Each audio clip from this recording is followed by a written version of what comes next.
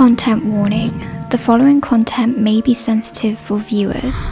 Across the globe, young girls are drawn to the glitzy and glamorous sheen of the modeling industry, in hopes of becoming the next Giselle, Naomi, Shalom, Kate, or Cindy. But for every millionaire supermodel, dozens of girls and young women compete in a billion-dollar industry, where their pay may be a free lunch, free clothes, or $150 for a day-long shoot.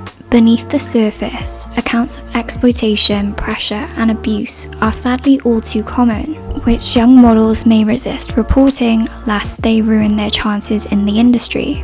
And by the time you're 24, a horde of younger girls with the same dream are already lining up to replace you. Despite warnings of little job security, potential debt, constant criticism, and rejection, for some they'd want nothing more, even if it's just a daydream, to be that girl that catches the attention of an agent that passes by. Plucked to a bigger city with brighter lights and the promise of fame. For one girl, this was her reality. Ruslana Korshunova was a Kazakhstani-Russian model, born in Almaty, Kazakhstan on the 2nd of July 1987 to her father Sergei Korshunov and her mother Valentina Kuchenkova. When Ruslana is 6 years old, her father, a part of the Red Army, dies, leaving Valentina to raise her older son and daughter alone. By all accounts, Ruslana's family is financially well off, her mother working as a manager at a cosmetic company. Ruslana goes to one of the best schools in her hometown. She's gifted, having spoken Kazakh, English, German, and Russian fluently, a detail that set off a cascade of events that would alter the course of Ruslana's life. She learns to play the piano, takes voice lessons, and grows to be one of the sweetest, nicest people you'll ever meet. In 2003, Ruslana doesn't aspire to be a model. As an 11th grader, her big dream is to study in Germany. But that year, the head of the school's German language club, which she's been attending, thinks she might make a good model for the magazine All Asia, which she runs outside of school. Her first shoot, she peers out of the foliage. Her hair cascades in waves down to her knees. Her face enchanting, like something out of a fairy tale. The photographer remembers, she was very innocent, a complete child. She had a child's gaze. There was a spark in her eyes. She didn't know how to hold herself in front of the camera. Soon she would come to grace the cover of fashion magazines and strut down the runways of New York. But for today, she's like clay. She stands in a botanical garden as photographer Boris snaps frame after frame, watching the young schoolgirl, still in braces, blossom into a supermodel before his eyes. You could do anything with her. It was easy to work with her. And her hair was so long.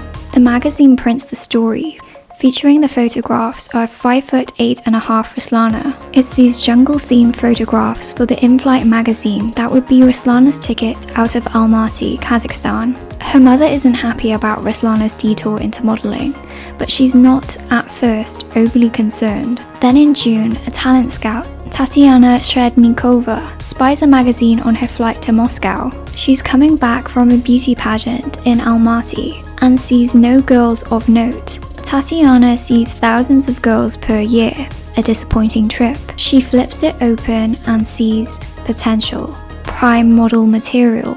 Tatiana leaves the plane knowing one thing.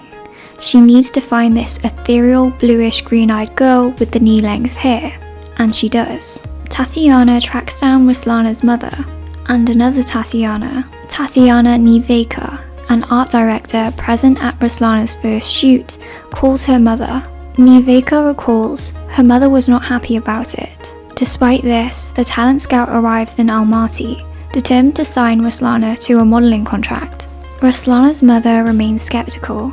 She insists her daughter needs to study, that she's still little, with constant distrust in her voice. Valentina's stance remains firm. She believes her daughter would be better off sticking to her studies instead of relying on her looks. She even quotes them the proverb, "A bird in the hand is worth 2 birds in the bush," meaning it's better to have something small but certain than to risk losing everything by trying to get something better. In November, Tatiana shows senior model booker at Models 1 Debbie Jones the magazine. In 2005, Debbie had this to say about Ruslana. I saw her by chance and she looked like something out of a fairy tale. We had to find her and we searched high and low until we did. She's really incredible with feline features and a timeless beauty. Debbie goes to Moscow to meet Ruslana. Valentina still doesn't believe there's a future in modelling for her daughter, but Ruslana wants to do it, like most young girls faced with this choice. She says to her, "Mum, we got to try. I'll go once, I'll try." Valentina relents and reluctantly accompanies her to London. There they meet photographers and more agency honchos. Then, Ruslana's supermodel career is launched. The Kazakhstan native is plucked from her hometown and moved to London. She's quickly named the Russian Rapunzel, owing to her Russian heritage, ethereal looks, and her knee-length chestnut hair in her earlier work, which later transitions into more of a dirty blonde. Friends remember a young Ruslana would cry, taking every rejection personally. But she remains grounded, going to bed early and writing poems to console herself. In 2005, her hard work pays off. Ruslana's 17. British Vogue hails her as a face to be excited about. Young, thin, and Eastern European, she has the look mid-2000s designers are looking for. Her long cascading locks, almond eyes, made even more unique by a slight defect which caused them to always glisten, and fairy tale features, have given her almost instantaneous success. It might overwhelm her, but who would complain when your fairy tale comes true? London, New York, Paris, Milan. Within 2 years of being signed and now represented by the likes of IMG, she storms the runways, appears all over the catwalks of New York, bags herself the cover of Russian Vogue, and graces French Elle. But Ruslana's homesick, constantly calling her mother. They have a close relationship. In fact, until she came to Paris, she never washed her hair. Her mother always did it for her. Meanwhile, Ruslana sends her mother and brother money to support them. She also takes it out on herself every time a modelling job would go badly. In 2006, Ruslana's career shows little signs of stalling. She signs major campaigns: DKNY, Vera Wang, Christian Dior, and Kenzo. Between the runway shows and ad campaigns, Ruslana was easily pulling in 6 figures. Ruslana's high point was fronting the first Nina Ricci fragrance campaign. What appears to be just another ad campaign throws Ruslana into the spotlight of mainstream attention. Her luxuriant hair seared into people's minds as she rises through the ranks of fame. She's invited to New York and Moscow's classiest parties and hit on by dozens of wealthy suitors, desperate to win her attention by showering her with gifts. One man is so enamored with Ruslana, he even flies her out to his private Caribbean island. But her glamorous lifestyle and career also put her in the crosshairs of some of the worst. Ruslana catches the eye of a certain disgraced financier, Jeffrey Epstein. She's flown to his private island, and it's unclear what happens. Her looks capture the attention of an unnamed wealthy Russian oligarch. He's one of the handsomest tycoons in town and remains somewhat of a mystery. Her friend Luba remembers him well. He's gorgeous. Girls drop at his feet. He's been with so many of my friends, all of them perfect. Friends warn her not to, but she falls blissfully and childishly in love. She wants marriage, children, and a steady home. He promises to marry her, but soon he brutally breaks her heart instead. The breakup is destructive. When she's dumped, Ruslana keeps texting the tycoon, writing poems on her blog. You left again, leaving in return a castle of pink dreams and ruined walls. It feels as if someone tore out my heart and trod all over it. According to friends, the tycoon instructs his personal assistant to call Ruslana, telling her to leave him alone. Ruslana couldn't understand, but as one model puts it, men sleep with the girl in the photograph, not with you. But this is just the beginning. She's jilted repeatedly by rich men that dazzle her with their wealth, only to leave. She writes on her blog about the string of disappointing relationships, why sooner or later love will die. What is even worse if it will end earlier for my partner than for me. It really hurts when someone stops loving you but you continue to love. As her personal life continues to spiral into disarray, Ruslana's mental health takes a turn for the worse. And like any supernova or rising star that explodes onto the scene, Ruslana's supermodel status just as quickly collapses, implodes, and fizzles out. It's 2008 and the modelling industry is undergoing a change. This time, she's tanned, voluptuous and toned.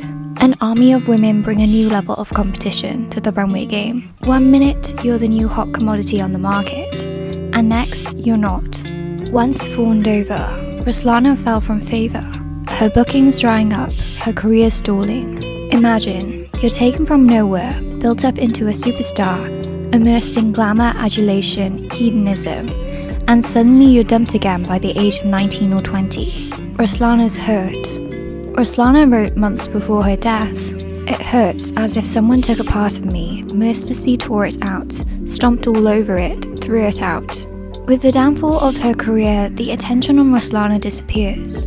Ruslana's family is on the other side of the world, leaving Ruslana all alone. In her attempt to find support, Ruslana is recruited to a self-help cult named Rose of the World, based in Moscow.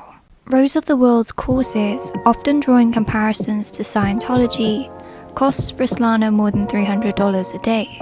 The cult is marketed as life improvement for Russia's elite, but its teachings are based on an American cult called Lifespring. Psychological techniques supposed to heal its members were employed by Lifespring. However, it was reported to have caused serious psychological damage and death instead. This was the business model Rose of the World would come to copy. Ruslana believes she finally found the place where people seem to care about her. Fellow cult members recall that Ruslana would tell them about her secret attempts to end her life, dating back to 15, the beginning of her modelling career. Like other models, Ruslana was attracted to the cult in the belief it would fix all of her problems. Ruslana's at the meetings, spending more and more of her time in Moscow. There's a stage, members shout and chant.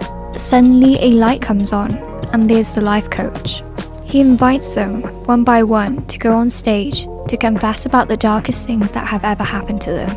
Ruslana goes on stage and talks about the absence of her father. The forum reaches peak emotional experience when the life coach starts blaming the members up on the stage. "It was your fault, you're not the victim," reaffirming Ruslana's belief that she caused the downfall of her own modelling career, despite the dehumanizing and incredibly harsh treatment of its followers. Ruslana feels like she has found community. So when the cult tells her, "You have to bring us more people," Ruslana tries to recruit her friends, but they won't join. Aside from facing the prospect of being ousted from the group, the cult leader's message is clear. Failure is not an option. And what's the next viable solution to failure? An encouragement to end your life. It's March 2008. Ruslana's in New York. Her friends don't know it yet, but her meteoric rise in the fashion world is about to end in tragedy. Something has changed in her personality, which freaks her friends out. She begins swearing, wandering around town, and returns to work half-heartedly. It's the 27th of June, 2008, Friday. On Monday, she had finished her 5-day shoot in Paris. By Tuesday, she was in Atlanta. And on Wednesday, she was back in New York for an ad campaign. Today she's shooting for the luxury department store Neiman Marcus for her daily rate of $7,500. On Monday, she's coming back to continue the job. Photographer Eric Heck shoots the last photograph of Ruslana. It's different from her previous work. She's no longer a fairy tale-esque princess. There are just 5 more days until her 21st birthday. That night, she spends her time with Artem Perchinok, her ex-boyfriend. But Ruslana's not single. Ruslana and Artem split up in October 2007, which he blames on the stress of her modelling career. Her latest flame is Mark Kaminsky. Artem and Ruslana read love poems and watch the 1990 film Ghost together. At around 4:45 a.m, Artem drops Ruslana off at a building. There's a short pause. She kisses him and says, "It's nice to see you again." Less than a minute after going upstairs, she calls him about leaving his sweatshirt. He tells her, "I'll get it next time I see you." Shortly after, Mark calls. She started dating Mark a few months ago, but Artem claims the couple has a rocky start. Ruslana is seemingly caught in love triangle. Artem insists, convinced they would get back together. She was going to spend her 21st birthday with him in the city. whilst Mark said they were planning on going camping in Pennsylvania. He says, "She was always with me. We never spoke about Artem." It's early afternoon, around 2:30 p.m. to be exact, 28th of June 2008, Saturday. Ruslana opens her balcony door. It's extremely hot and the area at the tip of Manhattan is dead. It's been 3 months since Ruslana has moved here. The books are on the floor, the linen is fresh and the walls are bare. Outside her apartment is construction, so a nylon net blocks her balcony. Ruslana cuts through the mesh and climbs through, barefoot. What follows is a loud thud. Passers-by ask, "Did that person just get hit by a car?" Witnesses rush over, but it's no use. The concierge, who instantly recognizes it's Ruslana, describes, "I was shocked when I saw her on the pavement. She was on the road, small and pitiful, in a puddle of blood, surrounded by a crowd. Her arms and neck were broken." He was immediately suspicious. Only the next day I realized what was wrong. It was her hair. It was much shorter than when I last saw her that night, lively and happy. It seemed like it was cut in a hurry since the ends were uneven.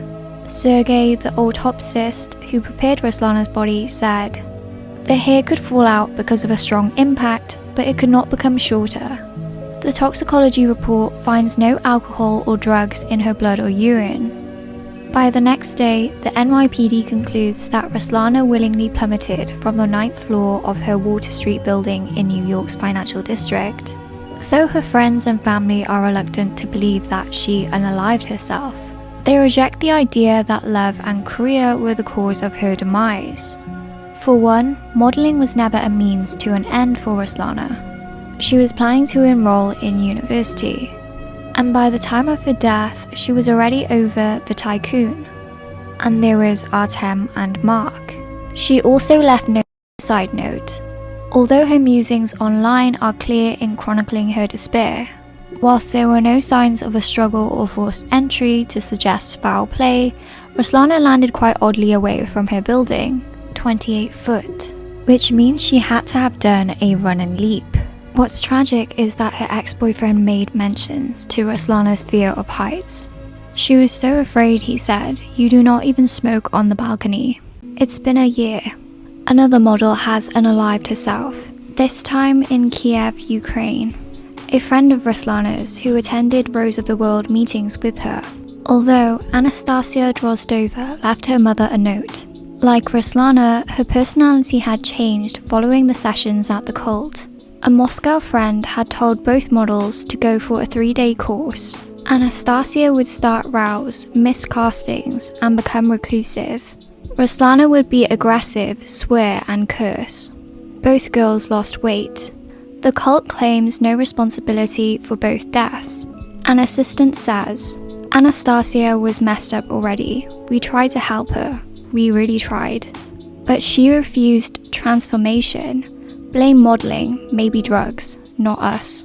It seems like both deaths will remain shrouded in conspiracy and controversy. Ruslana was buried in her beloved Moscow, and Artem tattooed Ruslana's name on the inside of his wrist to honor her memory forever. As Rose of the World changed its name to Rosa Mira, the modeling world quickly moved on to the next fresh face. But there's no next chapter for Ruslana or Anastasia. If anything should be taken from this cautionary tale, it's that it should be a wake-up call to the modeling industry and its treatment of young models. Let me know down in the comments what you think of Ruslana's story, who your favourite models are, what you think of the modeling industry, and if you've ever dreamt of being a model. Thanks for watching, and I'll see you in the next video.